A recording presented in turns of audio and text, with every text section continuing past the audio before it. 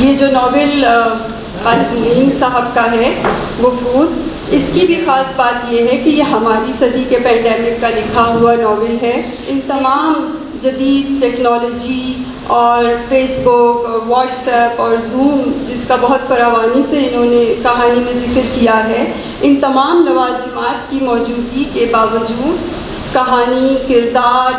بیانیہ، منظر نگاری یا ہنر کسی بھی چیز پر کوئی بھی فرق نہیں پڑا۔ ہم میں سے بیشتر جانتے ہیں کہ ناول کی شروعات خطوط سے ہوئی اور انگریزی میں ہوئی، تو وفور کی ایک خاص بات یہ بھی ہے کہ اس کے اندر 2 بڑے خط موجود ہیں۔ اس ناول کے 2 مرکزی کردار لکھاری ہیں اور بہت سمجھداری کے ساتھ تخلیق کیے گئے ہیں۔ خالد معین صاحب کا ناول پہلے تو بہت مبارکباد، میرے بڑے پرانے مراٹھی رہے ہیں، ان کی مشہور غزل جب خداؤں کی نظر ہوئی تیرا تشدد ہے تم اسے پائمال مت کرنا، جب دیے۔ خالد نے ہمیشہ ہی حیران کیا ہے اپنی شاعری کے حوالے سے، تو وہ ہمیشہ سے ہی حیران کرتے رہے ہیں، بہت بہت اچھی غزلیں ہمیں سناتے رہے ہیں، اور پھر بہت ہی میرے قدیم دوست ہیں اور ہم نے بڑے رت جگہ دیکھے ہیں اور بڑی وحشتیں دیکھی ہیں۔ اس سے پہلے بھی انہوں نے بڑا حیران کیا، لیکن واقعی میں اس وقت بہت حیران ہوا جب انہوں نے ناول لکھا اور وہ کتاب مجھے عنایت کی، اور دوسری شام ہی میں نے اس ناول کو پڑھا، اور اس کو پڑھنے کے بعد مجھے اندازہ ہوا کہ ایک اتنا مکمل شاعر، ایک اتنا خوبصورت شاعر ہوتے ہوئے ایک نثار ہونا، ایک نثر لکھنا، اور وہ بھی ناول کی شکل میں نثر لکھنا، یہ کوئی آسان کام نہیں ہے۔ اوور لیپ ہو جاتا ہے، یعنی کریٹیوٹی اوور لیپ کرنے لگتی ہے۔ جب آپ شاعری کرتے ہیں تو نثر اوور لیپ کر لیتی ہے، جب آپ نثر کرتے ہیں تو شاعر آپ پر طاری ہو جاتا ہے۔ لیکن خالد کی شاعری پڑھ لیں اور خالد کی نثر پڑھ لیں، دونوں اوور لیپ نہیں ہیں۔ ان کا نیوکلس جو ہے وہ تو ایک ہی ہے، اور وہ نیوکلس بیسیکلی محبت ہے، لیکن جب ان کی جو کرافٹ اور ان کا جو سٹائل ہم دیکھتے ہیں تو وہ نثر میں بالکل مختلف ہمیں نظر آتے ہیں اور شاعری میں بالکل مختلف نظر آتے ہیں۔ جہاں تک ناول کی بات ہے تو وہ قصہ جو حضرت آدم اور حوا سے چلا آ رہا ہے، وہ قصہ تو ہر کوئی لکھ رہا ہے، اور اس قصے کو خالد نے بھی ایک نئے ڈھنگ سے لکھا ہے، اور چاروں طرف ایک تنہائی بچھائی ہے، اور اس تنہائی کو کووڈ کا نام دیا ہے۔ انہوں نے یہ کمال انہوں نے کیا ہے، یعنی کووڈ سے ہم سب گزرے ہیں اس تجربے سے، لیکن میں اگر اس کو ایبسٹریکٹ طریقے سے دیکھوں تو وہ کووڈ کا جو استعارہ استعمال انہوں نے کیا ہے، یہ وہ تنہائی ہے جو عام طور پر مرد اور عورت گرد تیار کی گئی ہے، اور جس تنہائی کی بنیاد پر ہی جو ہے وہ کریوسٹی اسٹیبلش ہوتی ہے۔ خالد نے 2 کریکٹرز کے درمیان ایک رومانس کو لکھا ہے، اور بہت کمال رومانس لکھا ہے، اور اس میں جو سب سے کمال بات یہ ہے کہ خالد کو معلوم ہے کہ انہیں کہاں بریک لگانی ہے اور کہاں کلچ دبانا ہے، کہاں گاڑی کی رفتار تیز رکھنی ہے۔ جہاں جہاں ناول کو انہوں نے تیزی سے بڑھانا چاہا ہے، ناول اسی تیزی سے بڑھتا چلا گیا ہے۔ جہاں انہوں نے چاہا ہے کہ نہیں یہ معاشرتی بریک یہاں لگانا ضروری ہے، وہ بریک وہاں لگی ہے۔ تو یہ ایک مکمل ناول ہے، اور ناول خود بھی لکھنا ایک بڑا صبر آزما کام ہے، یعنی بڑا صبر چاہیے، بڑا ایک پیپر ویٹ والا صبر چاہیے، جیسے ہم پیپر ویٹ رکھتے ہیں کاغذوں پہ کہ وہ اڑ نہ جائیں، ویسا صبر ہمیں چاہیے ہوتا ہے، اور یہ صبر بہرحال وہاں پر موجود ہے، اور پہلی لائن سے آخری لائن تک پکڑتا ہے وہ ناول، اور آپ کو کہیں جانے نہیں دیتا، اور آپ اس کی لائنوں میں اور اس کی حیرتوں میں کھوئے رہتے ہیں، اور احساس ہوتا ہے آپ کو کہ آپ ایک بڑی تخلیق کے ساتھ ہم کلام ہیں۔ تو میں بہت شکریہ ادا کرتا ہوں اور بہت مبارکباد دیتا ہوں خالد معین کو کہ انہوں نے اتنا مکمل ناول لکھا۔ بہت شکریہ۔ اسے اچھی طرح سے یاد ہے کہ پینڈیمک سے قبل وہ خود کو گمشدہ محسوس کرنے لگا تھا، جیسے اچانک اس کا وجود کہیں کھو سا گیا ہو۔ وہ پہلے صبح سویرے اٹھ کر پورے گھر میں خود کو تلاش کرتا، لیکن اسے کہیں بھی اپنا نام و نشان تک نہیں ملتا تھا، یہاں تک کہ آئینے میں اس کی جگہ کوئی اور شخص کھڑا ہوتا تھا، کوئی شکل و صورت ہی الگ تھی۔ وہ گھبرا کے گھر سے نکل جاتا تھا اور پورے شہر میں خود کو ڈھونڈتا پھرتا تھا۔ وہ اس دوران اپنی جانی پہچانی جگہوں پر جاتا تھا، اپنے شناسا لوگوں سے ملتا تھا، مگر کسی کو بھی جگہ اس کو اپنی اصل شخصیت کی بازیابی کا کوئی امکان نظر نہیں آتا تھا۔ اسے لوگ ملتے ضرور تھے، باتیں بھی کرتے تھے، کچھ لوگ تو اسے ہنسی مذاق تک کرتے تھے، تاہم علی جمال کو ایسا محسوس ہوتا تھا کہ یہ لوگ کسی اور شخص کے دھوکے میں اس سے مل رہے ہیں یا اپنا اخلاقی فرض نبھا رہے ہوں، جیسے گھر کے اندر اس کی بیوی بیٹا اس سے ایسے ملتے ہیں جیسے وہ کوئی پرانی ملاقات دہرا رہے ہوں، اور یوں اس کی بے یقینی مزید بڑھ جاتی تھی، حتیٰ کہ اس کے اسٹوڈنٹس اور ساتھی اساتذہ تک اس سے ایسے ملتے تھے جیسے اس کے بجائے کسی اور فرد سے مل رہے ہوں۔ علی جمال کا خلا روز بروز بڑھتا چلا جا رہا تھا، وہ خود کو تلاش کرنے کے لاکھ جتن کرتا رہا مگر وہ خود کو ڈھونڈ نہ پایا، مگر اس کے قریبی رشتہ دار اس دھندلکے میں غائب ہوتے چلے جا رہے تھے۔ ایک دن وہ صبح اٹھا تو اس کو اپنی بیوی کہیں نظر نہیں آئی، بلکہ اس کی جگہ کوئی اور خوبصورت سی عورت کھڑی تھی۔ اس اجنبی عورت کو دیکھ کر وہ بوکھلا سا گیا اور اس دن ناشتہ کیے بغیر ہی گھر سے نکل گیا۔ دن بھر وہ عجیب خیالات میں گھرا رہا، رات گئے وہ ڈرتے ڈرتے گھر میں داخل ہوا تو اس اجنبی عورت نے مسکراتے ہوئے دروازہ کھولا اور اس سے کھانے کا پوچھا، مگر اس نے گھبرائے ہوئے انداز میں صرف اتنا کہا کہ وہ کھانا باہر سے کھا کر آیا ہے۔ دوسرے دن اس اجنبی عورت کے ساتھ ایک اجنبی لڑکا بھی تھا، مگر یہ اس کا بیٹا ذیشان تو ہرگز نہ تھا۔ جانے یہ کون لوگ تھے جو اچانک اس پر مسلط ہو گئے تھے۔ اوروں کی بات تو چھوڑیں، وہ تو خود بھی وہ نہیں رہا تھا۔ یہ عجیب سا خبط کئی ہفتوں اس پر بہت بری طرح سے طاری رہا۔ ایک دن اس کا سائیکیٹرسٹ نے اس کی پوری رودات سننے کے بعد اسے مشورہ دیا کہ وہ زود ہضم غذائیں کھائے اور دوائیں پابندی سے لے، ورنہ اس کا کیس مزید بگڑ جائے گا۔ کچھ دنوں بعد اس پر اچانک بوریت کے دورے پڑنے لگے۔ یہ دورے اتنے شدید تھے کہ وہ کالج سے چھٹی لے کر گھر بیٹھ گیا، کیونکہ کالج جانے اور پڑھانے سے اسے شدید بوریت ہونے لگی۔ حالانکہ پڑھنا اس کا سب سے محبوب مشغلہ تھا اور پڑھانا تو اس کا روزگار بھی تھا، مگر اب اسے گھر سے باہر جانے میں کوئی دلچسپی ہی نہ رہی تھی۔ ویسے تو گھر کے اندر بھی وہ ہمہ وقت بوریت محسوس کرتا رہتا تھا، لیکن گھر میں کم سے کم اسے ایسے بے شمار لوگوں سے بلا وجہ ملانا تو نہیں پڑتا تھا جن سے روز مرہ کی بار بار دہرائی ہوئی بے رنگ اور بے بو باتیں کر کے وہ مزید بوریت محسوس کرتا۔ بہت شکریہ۔ خالد معین نے جو ناول لکھا اس میں دو چیز بہت امپورٹنٹ ہیں، ایک تو سمتوں کا تعین ہے، دوسرا انہوں نے متروکات کو برکات بنا کر مہروجات میں شامل کر دیا۔ دو بہت امپورٹنٹ، اور جہاں پہ یہ دو چیزیں ہوں تو وہ ناول کیا کچھ بھی وہ لکھے وہ کامیاب ہوتا ہے، اور ایسا شخص خالد معین جیسا ہو اور وہ لکھے وہ کامیاب کیسے نہیں ہوگا۔ آج کی پریس کلب نے جس رمز شناس، دانشور، فنکار، صحافی، تخلیق کار، ادیب اور شاعر کی محفل آراستہ کی ہے، جو پیمانے وفا کے لیے ہر مرحلے سے سرخرو اور سرفراز گزر گیا، اور وہ ان تخلیق کاروں میں سے ہیں جنہوں نے لفظوں کے چراغ اپنے لہو سے جلائے، اور وہ چراغ جو لہو سے جلائے جائیں ان کو کبھی بھی کوئی آندھی یا طوفان بجھا نہیں سکتا۔ رستہ کہاں کوئی سورج کا روک سکا ہے، رستہ کہاں کوئی سورج کا روک سکا ہے، ہوتی ہے کہاں رات کے زنداں میں سحر بند۔ آپ مصحف احساس سخن کے سفیر اور اس کی تفسیر اور خواب حسن کی تصویر ہیں، جو ستاروں کی زبان، چاند کی تقریر، قلب آگاہی میں روشنی اور کسرے مہر و ماہ کی کنجی ہیں،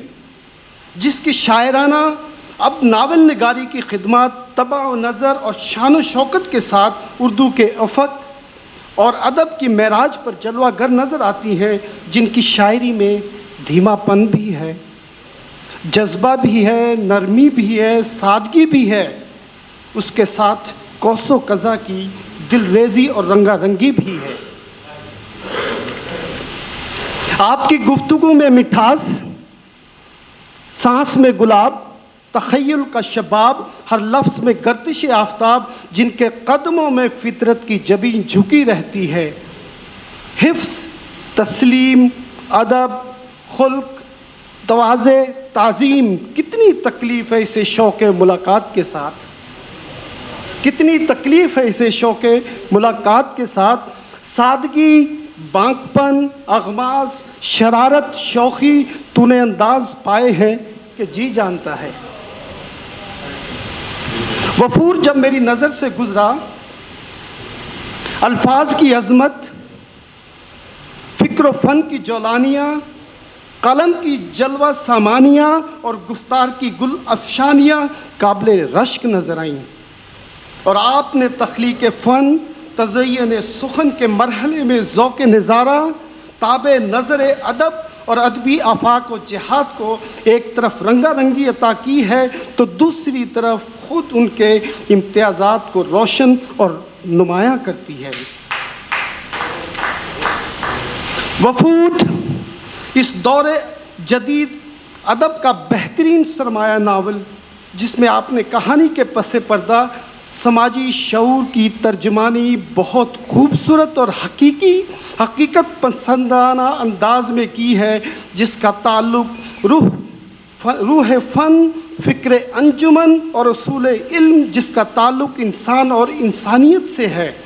आपने दाखिली और ख़ारिजी दोनों पहलुओं को सामने रखा और हकीकी मसाइल और हकीकत पसंदी का मुज़ाहरा करते हुए किस्सा बनाकर पेश करने से गुरेज़ किया है, जिससे इस नावल में इनफरादियत नुमाया है जो इस मुआशरे और ज़िंदगी की सच्ची तस्वीर है। यानी ये नावल किस्से के ज़रिए इंसानी ज़िंदगी और उसमें पैदा खलल की तर्जुमानी करता है। आपके आज के दौर में नावल को हकीकी रूप, जिसमें ज़िंदगी और मुसीबत की हूबहू तस्वीर और एक ख़ास ज़हनी नुक्ता नज़र के ज़ेर असर इसमें एक रंगी और रबत मौजूद है। इस नावल का वजूद उस वक्त मारेज़ वजूद में आया जब इंसान और उसके मसाइल को बहुत से पहलुओं से देखने की ज़रूरत महसूस हुई। इस नावल में बेहतरीन किस्सा गोई, दिलचस्पी का अंसर, वाक़े निज़ारी, किरदार निगारी, माहौल, मंजर निगारी, जज्बात निगारी, असलूब नावल की फ़नी कदरों में इन तमाम अनासर की मुतवाज़न और मुतदल हम आहंगी है, जिसकी कारी को तलाश रहती है, जो वफूर में ज़ाहिर है। और वफूर जैसी किताबों का मुताला इस दौर में बहुत ज़रूरी है, क्योंकि ये अदबी मयार तश्कील देती हैं। भड़के ना अगर आग तो उखगर नहीं बनते, भड़के ना आग अगर आग तो उखगर नहीं बनते, घूमे ना अगर चाक तो सागर नहीं बनते, तरशे ना अगर संग तो पैकर नहीं बनते, तड़पे ना अगर मौज तो गौहर नहीं बनते। वफूद इनकी सोच, आला ज़र्फ़ी और तख्लीक का बेहतरीन मज़हर है, जिसकी रंगत और खुशबू में कोई मिलावट नहीं और थके हुए दिमाग को सुकून देने के लिए माजी, हाल और जहां इंसानी जज्बात की मासूम परछाइयाँ किसी की तलाश में सरगर्दा नज़र आती हैं, जज्बात और एहसास की भीनी भीनी महक हसरतों की उंगली थामे एक ऐसी पनाहगाह में ले जाती हैं जहां इंसान मोहब्बत, अदबियत, तहजीब और तमद्दन का नूर हो। ना कोई मसलक हो, ना कोई मेहराब हो, ना कोई गुंबद हो और ना कोई कलश, बस मुसीबत ज़दा लोगों के दिलों की धड़कन बन जाऊं जहां इंसानों की इबादत और परस्तिश होती हो। क्या जाने आप तैख की लज्जत जनाब खिज़र, क्या जाने आप तैख की लज्जत जनाब खिज़र, मरते हैं वो तो चश्मा आबे हयात पर। लेकिन जब ये नावल आ रहा था, खालिद लिख रहे थे, तो खालिद ने से बात हुई थी हमारी, और मैंने इनको बताया भी था कि मैं अभी तक नहीं पढ़ सका हूँ इसे।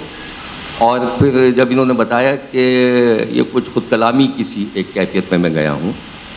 तो वो मेरे जहन में ख्याल आया, और यकीन तौर पे इसमें है, और अभी जैसे हवाले इसके बहुत मिले हैं। मेरा जहाँ तक थोड़ा सा तजर्बा या मुतालिया है, मैंने ये देखा है कि कौन सी चीज़ें लोगों को अट्रैक्ट करती हैं। तो एक आउट ऑफ बॉक्स सोचने का अमल होता है, जो आपको बिल्कुल एक अलग से ला के सामने खड़ा कर देता है कि ये इस तरह से बिल्कुल मुख्तलिफ अंदाज में सोचा गया है। खालिद ने कमाल ये किया है कि इस आउट ऑफ बॉक्स سوچنے کو انہوں نے اپنے ان باکس میں چلے گئے،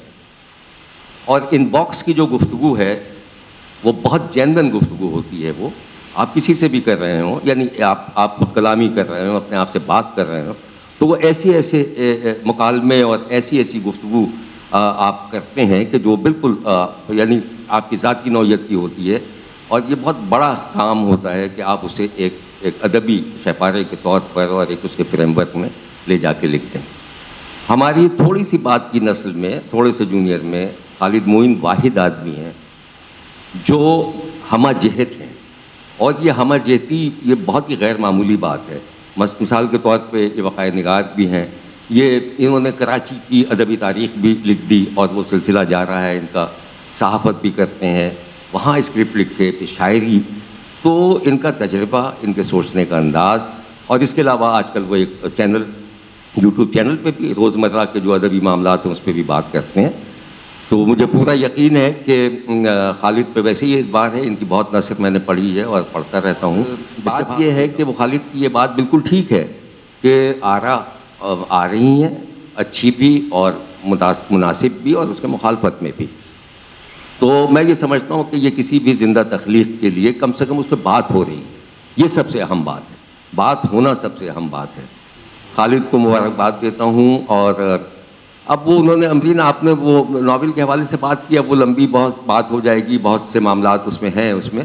لیکن معروف شاعرہ ہماری ریحانہ روحی بیٹھی ہوئی ہیں، میں نے کہا بعد میں نام لوں. ڈاکٹر کوثر گل بھی یہاں تشریف فرما ہے. روبینہ یاسمین ہماری بہت کلیگ، بہت ہمارے نیوز ون کی ساتھی کیمرے پر موجود ہیں، کیمرہ پرسن اس وقت بنی ہوئی ہیں. آپ سب کو بھی خوش آمدید. یہ چونکہ تقریب پذیرائی ہے اور تقریب رونمائی میں ریحانہ آپا موجود نہیں تھی، ریحانہ روحی صاحبہ موجود نہیں تھی.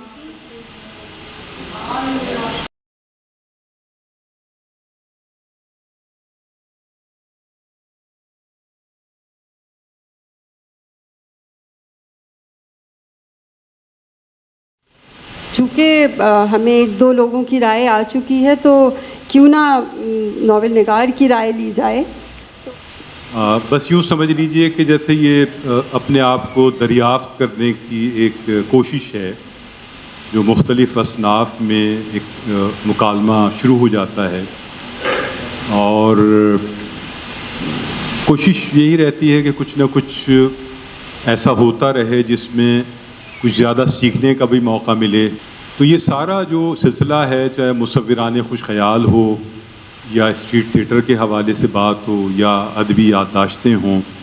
یا یہ ناول ہو، اور ایون دین شاعری بھی، وہ صرف اپنے آپ سے کوئی مکالمہ یا اپنے آپ کو دریافت کرنے کا کوئی عمل یا کوئی جستجو یا کوئی پیاس ہے، جو یہ سارا سفر کہیں نہ کہیں تھوڑا بہت طے ہو رہا ہے. اب آگے کیا ہوگا، بہت سے لوگ یہ خیال کرتے ہیں کہ کچھ میری شاید مزاج میں شاید اندر اتنی بغاوت آ گئی ہے کہ میں ایک چیز کے بعد بالکل دوسری چیز کو تھامنے کی کوشش کرتا ہوں. تو ہو سکتا ہے ایسا ہو، یعنی فکشن کے حوالے سے میرے ذہن میں کچھ باتیں ہیں، کچھ کہانیاں ہیں، کچھ ایسی کہانیاں ہیں جسے میں بیان کرنا چاہتا ہوں. بہت سے لوگوں نے مجھ سے یہ کہا اور شاید فرمائش کی کہ یہ ناول جہاں اختتام پذیر ہوا ہے اور جہاں وہ ایک آخری جملہ ہے، آداب کیا آپ نے مجھے پہچانا، شاید وہ اس بات کا اشارہ ہے کہ اس کا کوئی دوسرا حصہ بھی، اس ناول کا کوئی دوسرا حصہ بھی آئے گا.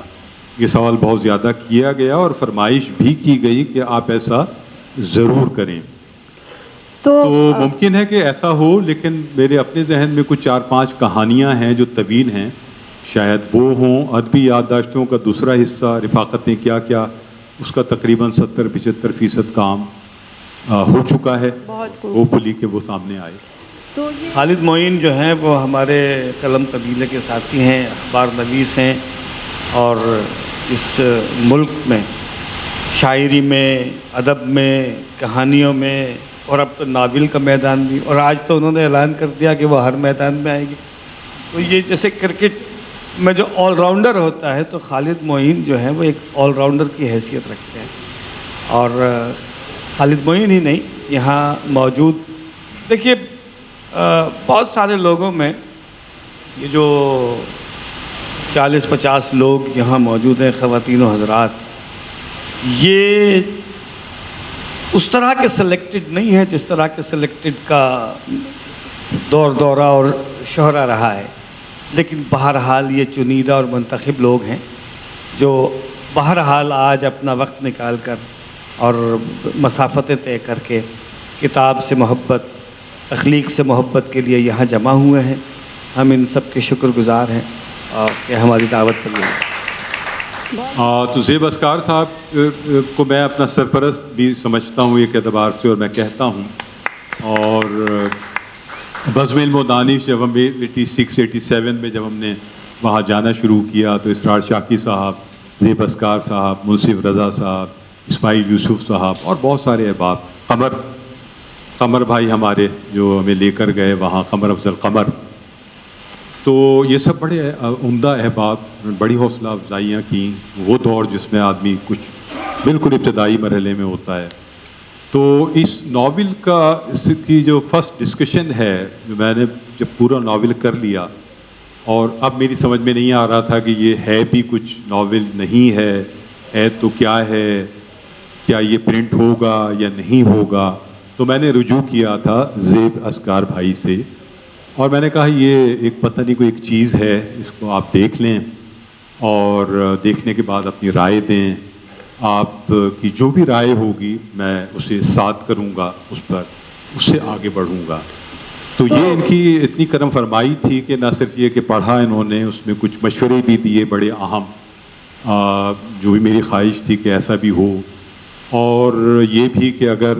کوئی ایسی چیز ہے تو یہ پرنٹ ہو سکتی ہے یا نہیں ہو سکتی ہے،